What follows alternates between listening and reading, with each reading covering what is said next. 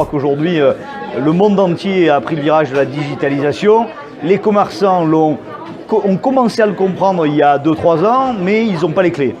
Et donc, au travers des actions qu'on est en train de mener, on met un rapprochement avec la French Tech pour mettre ces clés à portée des commerçants.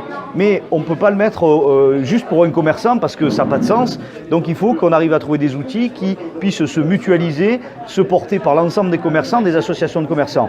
Et c'est vrai que FC13 est le vecteur qui porte cette ambition que tous les commerçants soient aujourd'hui digitalisés. Pourquoi? Parce que les comportements consommateurs ont changé, on est tous sur Internet, on fait des commandes à distance.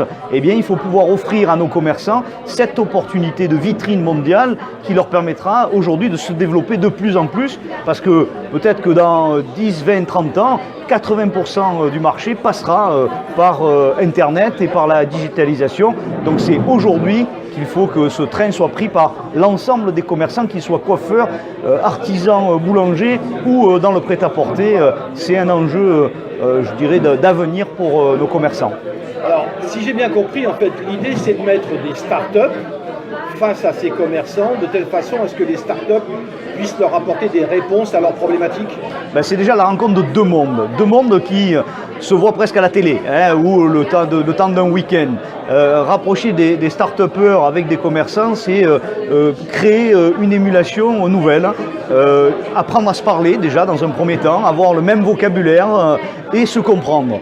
Déjà, c'est la première innovation.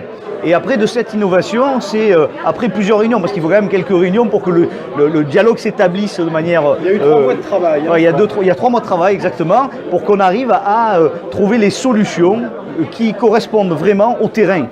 Le commerçant apporte la voix du terrain.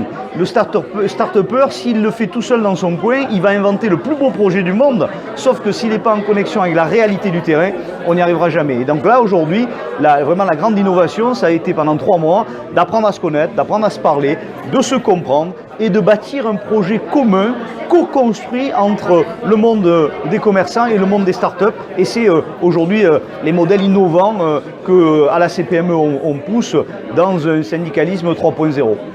Avec quand même des solutions qui émergent déjà?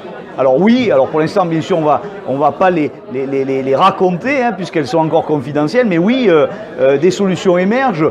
Alors une des idées par exemple, la boutique est fermée, vous arrivez devant, et bien grâce à votre smartphone, vous allez faire peut-être une visite virtuelle et savoir les produits que cette boutique propose et pourquoi pas les commander, même si on peut pas forcément rentrer dans le commerce. Une des idées peut être celle-là.